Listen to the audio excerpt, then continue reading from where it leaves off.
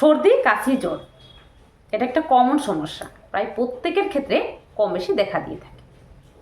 যদিও বা এটার জন্য আমরা খুব একটা টেনশন করি না, কিন্তু আপনি যদি প্রেগনেন্ট হয়ে থাকেন এবং এই প্রেগনেন্সি অবস্থায় আপনার ক্ষেত্রে যদি সর্দি কাশি জ্বর হয়ে থাকে, সেক্ষেত্রে স্বাভাবিকভাবে এটি কিছু কিছু ক্ষেত্রে কিন্তু আপনার জন্য আপনার বাচ্চার জন্য ক্ষতির কারণ হতে পারে। সেক্ষেত্রে আপনার ক্ষেত্রে যদি এই সময় সর্দি কাশি জ্বর হয়, সেক্ষেত্রে কী করবেন? কারণ এই সময় কিন্তু যে কোনো ধরনের মেডিসিন আপনি খেতে পারবেন না। তো এই সময় কী করবেন যাতে খুব সহজে এই সর্দি কাশি জ্বর নিরাময় হয়? তার সঙ্গে সঙ্গে এই সময় যে ভুলগুলো ভুলেও করবেন না, যেগুলো করলে আপনার প্রেগনেন্সির জন্য আপনার বাচ্চার জন্য কিন্তু একদমই ক্ষতির কারণ হতে পারে। এমনকি এই সময় কোন কোন লক্ষণগুলো দেখলে অবশ্যই ডাক্তারের কাছে যাবেন, চলুন আজকে ভিডিওতে পুরোটাই ডিটেলসভাবে আলোচনা করব। অবশ্যই ভিডিওটা স্কিপ না করে শেষ পর্যন্ত দেখুন, আশা করি আপনার জন্য অনেকটাই হেল্পফুল হবে। এবং ভিডিওটা ভালো লাগলে অবশ্যই একটা লাইক কমেন্ট শেয়ার করে আমার চ্যানেলটিকে সাবস্ক্রাইব করে আমার পাশে থাকবেন। চলুন ভিডিও মূল্যে যাওয়া যাক। নমস্কার বন্ধুরা, দেশকোণ পঞ্চুর আরেকটি নতুন ইনফরমেটিভ ভিডিওতে সবাইকে অনেক ওয়েলকাম, অনেক ভালোবাসা। তো দেখুন, সাধারণত আমাদের যে প্রেগনেন্সি জার্নিটা সেটা কিন্তু 9 মাসে জার্নি। আর এই 9 মাসে জার্নিতে কিছু কিছু সময় কিন্তু এমন আছে যখন কিন্তু ওয়েদার চেঞ্জ হয়ে থাকে, যার কারণে কিন্তু অনেকের ক্ষেত্রে সর্দি কাশি জ্বর হয়ে থাকে। আবার অনেকের ক্ষেত্রে কিন্তু কোনো না কোনো কারণবশত সর্দি কাশি জ্বর হয়েই থাকে। কারণ গর্ভাবস্থায় বিশেষত প্রত্যেকটা গর্ভবতী মায়েদের ক্ষেত্রে ইমিউনিটি যে পাওয়ার লেভেলটা বা ইমিউনিটি পাওয়ার লেভেলটা কিন্তু অনেকটাই কম থাকে। সেক্ষেত্রে স্বাভাবিকভাবে বিশেষত ওয়েদার চেঞ্জিং যখন হয়ে থাকে, মানে ঠান্ডা থেকে যখন গরম পড়ে বা গরম থেকে যখন ঠান্ডা পড়ে, এই সময় সর্দি কাশি জ্বর হওয়ার প্রবণতা কিন্তু বেশিমান দেখা দিয়ে থাকে। এবারে আপনার ক্ষেত্রে সর্দি কাশি জ্বর হয়ে গেছে, সেক্ষেত্রে এই সময় কী করবেন? সাধারণত আমরা সর্দি কাশি জ্বর হলে 1 থেকে 2টো মেডিসিন খেলেই কিন্তু সর্দি কাশি জ্বর ঠিক হয়ে যায়, আমরা তেমন টেনশন নিই না। কিন্তু আপনি প্রেগনেন্ট রয়েছেন, এই সময় কোনো ধরনের মেডিসিন কিন্তু আপনি নিজে থেকে খেতে পারবেন না। সেক্ষেত্রে স্বাভাবিকভাবে এই সময় সর্দি কাশি জ্বর হলে কী করবেন? তার সঙ্গে সঙ্গে এই সময় যে ভুলগুলো কখনোই করবেন না, যেগুলো করলেও কিন্তু আপনার বাচ্চার ক্ষতি হতে পারে বা আপনার এই সর্দি কাশি জ্বর কিন্তু মারাত্মক ক্ষতির কারণ হতে পারে। এমনকি এই সময় বিশেষ কিছু লক্ষণ রয়েছে, মানে সর্দি কাশি জ্বরের সঙ্গে বিশেষ কিছু লক্ষণ যেগুলো কিন্তু একদমই এড়িয়ে চলবেন না, সেগুলোও কিন্তু আপনার প্রেগনেন্সির জন্য ক্ষতির কারণ হতে পারে। তো বিশেষত আপনার ক্ষেত্রে এই সময় সর্দি কাশি জ্বর হলে প্রথমত যে ভুলগুলো কখনোই করবেন না সেই বিষয়টা আগে জানি। দেখুন, বিশেষত ওয়েদার চেঞ্জিং যখন হয়ে থাকে, এই সময় কিন্তু আমরা হুটহাট করে বুঝতে পারি না যে ঠান্ডা লেগে যাবে কি লাগবে না। এই সময় স্বাভাবিকভাবে সোয়েটার পরতে হবে কি পরতে হবে না। যখন খুব বেশি ঠান্ডা লাগে তখনই কিন্তু আমরা সোয়েটার পরি। তো প্রথমত যে ভুলটা হয়ে থাকে সেটা হলো যে ঠান্ডা হঠাৎ করে পড়ে গেছে বা একটু বাতাস হচ্ছে, তখন কিন্তু আমরা হাফ স্লিপ পরে থাকি বা অনেকে কিন্তু ফুল স্লিপ পরে না, অনেকে কিন্তু স্বাভাবিকভাবে কান মুখ ঢাকে না। তো এই ভুলটাই কিন্তু মারাত্মক ভুল। সেক্ষেত্রে এই সময় আপনার ক্ষেত্রে দেখতে পাচ্ছেন যে হালকা ঠান্ডা পড়েছে বা হালকা বাতাস দিচ্ছে, সেক্ষেত্রে এই সময় থেকেই কিন্তু আপনি ফুল স্লিপ পরতে শুরু করে দিন। তার সঙ্গে সঙ্গে এই সময় স্টোল দিয়ে কান গলা এগুলো ঢেকে রাখুন। এমনকি এই সময় বিশেষত আপনার পাকেও কিন্তু সক্স দিয়ে ঢেকে রাখুন। এই সময় বিশেষত আপনার ক্ষেত্রে মোস্ট কমন একটা কারণ সেটা হলো পা দিয়েও কিন্তু ঠান্ডা লেগে যায়। অনেকে রয়েছেন যারা কিন্তু উপর থেকে ঢেকে রয়েছেন কিন্তু খালি পায়ে হাঁটাচলা করে থাকেন, এক্ষেত্রে আপনার পা থেকেও কিন্তু ঠান্ডা লেগে যাওয়ার প্রবণতা কিন্তু বেশ থাকতে পারে। সেক্ষেত্রে এই সময় আপনি হয় জুতো পরবেন আর না হয় সক্স পরে হাঁটবেন। সেক্ষেত্রে কিন্তু স্বাভাবিকভাবে আপনার ক্ষেত্রে ঠান্ডা কম লাগবে এবং সর্দি কাশি জ্বরও কিন্তু হবে না। 2 নম্বর হলো, এই সময় সর্দি কাশি জ্বর হলে স্বাভাবিকভাবে অনেকের কিন্তু জল খাওয়ার ইচ্ছে করে না। অনেকে রয়েছেন যারা ঠিকঠাকভাবে খেতে পারেন, যার কারণে কিন্তু আপনার শরীর ডিহাইড্রেট হয়ে যায়। আর ডিহাইড্রেট হয়ে গেলে এক্ষেত্রে বাচ্চা ঠিকঠাকভাবে জল পাচ্ছে না, বাচ্চার চারপাশে জলের মাত্রা অনেক সময় কমে যাওয়ার চান্স থাকে, আবার অনেক সময় কিন্তু আপনার শরীর দুর্বল হওয়ার চান্স থাকে। সেক্ষেত্রে এই সময় পর্যাপ্ত পরিমাণে প্রোটিন খাওয়ার এবং তার সঙ্গে সঙ্গে পর্যাপ্ত পরিমাণে জল খাওয়াটা কিন্তু খুবই জরুরি। এই সময় আপনি যদি হেলদি খাবার খান, সেক্ষেত্রে কিন্তু জ্বর সর্দি কাশি খুব তাড়াতাড়ি ছাড়বে। সেক্ষেত্রে এই সময় প্রোটিন খাবার বলতে গেলে খুব রিচ খাবার না, এই সময় বাড়িকার নর্মাল খাবারগুলোতেও কিন্তু প্রচুর প্রোটিন রয়েছে। দুধ ডিম কলা তার সঙ্গে সঙ্গে মাছ মাংস এগুলো কিন্তু খুব ভরপুর খান। ডিম কিন্তু অবশ্যই খান, কারণ ডিম কিন্তু আমাদের শরীরে গরম রাখে, তার সঙ্গে সঙ্গে ডিমে প্রচুর প্রোটিন রয়েছে, তো অবশ্যই এটি খান। ডিমের সেদ্ধ করে, তবে হাফ বয়েল ডিম মোটেও খাবেন না।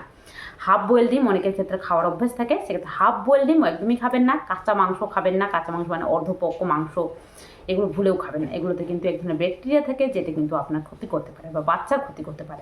এছাড়াও এই সময় জল খেলে অবশ্যই হালকা উষুম গরম জল খান। হালকা উষুম গরম জল খেলে আপনার শরীরও গরম হয়ে থাকবে, ঠান্ডাও লাগবে না, এটি খেয়াল রাখবেন। 3 নম্বর হলো সর্দি কাশি জ্বর হলে আমরা যে কোনো ধরনের মেডিসিন খেতে যাই।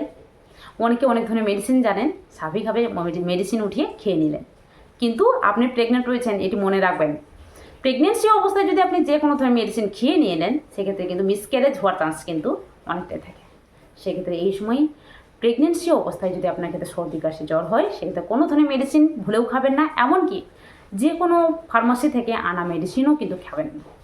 এই সময় আপনার গাইনোকোলজিস্ট মানে যিনি ডক্টর রয়েছেন তার পরামর্শে খান, অথবা আপনার বাড়ির পাশে যিনি ডক্টর রয়েছেন তাকে আপনার প্রেগনেন্সি ব্যাপারটা জানান, তারপরেই কিন্তু আপনি মেডিসিন খাবেন। আদারওয়াইজ যে কোনো ধরনের মেডিসিন খাবেন না, ভুলেও খাবেন না, মারাত্মক ক্ষতি হতে পারে।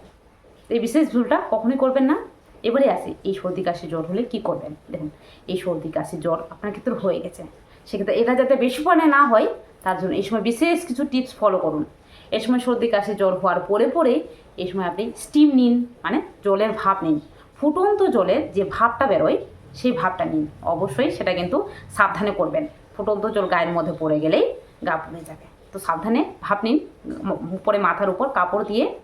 তার সঙ্গে সঙ্গে এই সময় হালকা উষুম জল দিয়ে স্নান করবেন। গরম জল তো অবশ্যই খাবেন, মানে হালকা উষুম গরম জল খাবেন সেই সময়টাতে, আর পুরো ঠান্ডাতেই আপনি হালকা উষুম গরম জলই খাবেন। এমনকি এই সময় আপনি আদা মেশানো চা খেতে পারেন, মানে আদা হালকা থেতো করে দিয়ে দিলেন, সেই আদা মেশানো চা খেতে পারেন। সাধারণত পুরো প্রেগনেন্সিতে আমরা চা খেতে বারণ করি, কিন্তু এই সময় আপনি চা খেতে পারেন 1 কাপ, এর চেয়ে বেশি না। কফি তো একদমই খাবেন না, কফি কিন্তু বাচ্চার ক্ষতি করে। সেক্ষেত্রে চা খেতে পারেন, 1 কাপ চা খাবেন আদা দিয়ে। তার সঙ্গে রসুন এই সময় খেতে পারেন, কারণ রসুন কিন্তু আমাদের শরীরকে গরম রাখে। সেক্ষেত্রে এই সময় শাকসবজিতে বেশ মানে রসুন দিয়ে খান, শরীর ভালো থাকবে। এই সময় রাতে ঘুমোতে যাওয়ার সময় হাতে পায়ে সর্ষের তেল মেখে নিন, গলায় একটু সর্ষের তেল মেখে নেবেন, বেশ শরীর গরম হয়ে থাকবে।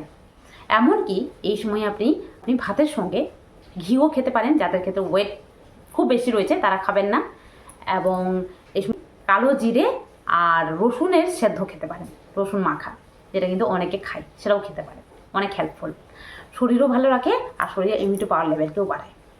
এই সময় ভিটামিন সি জাতীয় ফলমূলও খান, টক ফল যেমন কমলা লেবু, মৌসুমি লেবু, যেটা স্বাভাবিকভাবে আমাদের শরীরে ইমিউনিটি পাওয়ার লেভেলকে বাড়াতে সাহায্য করবে। তো এই বিশেষ টিপসগুলো খেয়াল রাখুন। তার সঙ্গে সঙ্গে এই সময় গা পুরো ঢাকা থাকবে, ফুল স্লিপ পরুন, বাইরে বেরোবেন না বেশি পরিমাণে, বাইরে বেরোলে বেশি পরিমাণে ঠান্ডা লেগে যাবে। এমনকি কান গলা এটা অবশ্যই ঢেকে রাখুন। এই বিশেষ টিপস মনে রাখুন। এবারে বলি মোস্ট ইম্পর্ট্যান্ট, সেটা হলো এই সময় যে লক্ষণটা দেখলে একদমই এড়িয়ে যাবেন না, অবশ্যই দেরি না করে ডাক্তার কাছে যাবেন। সেটা হলো এই সময় আপনার ক্ষেত্রে প্রচুর মানে সর্দি কাশি জ্বর হয়েছে। সাধারণত সর্দি কাশি জ্বর আমাদের 3 দিন বা 4 দিন থাকে, এর চেয়ে বেশি থাকে না, কিন্তু আপনার ক্ষেত্রে 5 থেকে 7 দিন পর্যন্ত থেকেছে।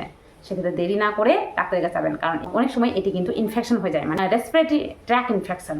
অনেক সময় কিন্তু এই জায়গাটাতে ইনফেকশন হয়ে যায়, যেটা কিন্তু আপনাকে দুর্বল করে দিবে। আপনি দুর্বল হয়ে পড়লে বাচ্চা ক্ষতি হতে পারে, এটা খেয়াল রাখবেন।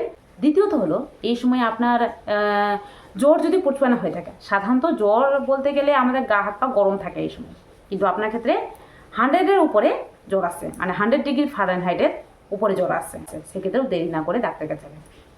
আরেকটা যে বিষয়টা বলবো সেটা হলো জ্বরের সঙ্গে সঙ্গে আপনার তল পেটের জায়গাটাতে কোনো ধরনের ব্যথা হচ্ছে, সেক্ষেত্রেও ডাক্তারের কাছে যাবেন।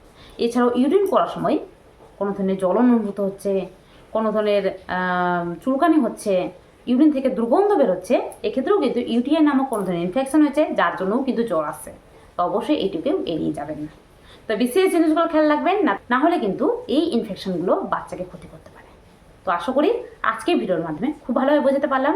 তাছাড়াও সর্দি কাশি জ্বর হলে খুব একটা ভয় পাবেন না, এটা কিন্তু খুব সহজে বাচ্চাকে ক্ষতি করে না, কারণ বাচ্চা কিন্তু অনেকটা লেয়ারের ভিতরে থাকে, মানে বিশেষত অ্যামনিওটিক ফ্লুইডের ভিতরে থাকে। আর এই অ্যামনিওটিক ফ্লুইড কিন্তু বাচ্চাকে বিভিন্ন রকম চাপ, তাপ, বিভিন্ন রকম প্রেশার থেকে কিন্তু নিয়ন্ত্রণে রাখে, সেক্ষেত্রে বাচ্চা কিন্তু ভালো থাকে। কিন্তু আপনার ক্ষেত্রে এটি যদি অত্যাধিক আকারে ধারণ করে, মানে আপনার ক্ষেত্রে সর্দি কাশি জ্বর প্রচুর পানে হচ্ছে, সেটা অন্য কোনো কারণে বা কোনো ইনফেকশনের কারণে, সেটা কিন্তু বাচ্চাকে ক্ষতি করতে পারে বা দুর্বল করে দিতে পারে। তো অবশ্যই এই সময় সাবধানে থাকবেন এবং যে টিপসগুলো বললাম সেগুলো অবশ্যই করতে পারেন। চলুন আজকের ভিডিওটা এই পর্যন্ত, দেখা হবে আরেকটি নতুন ভিডিওতে।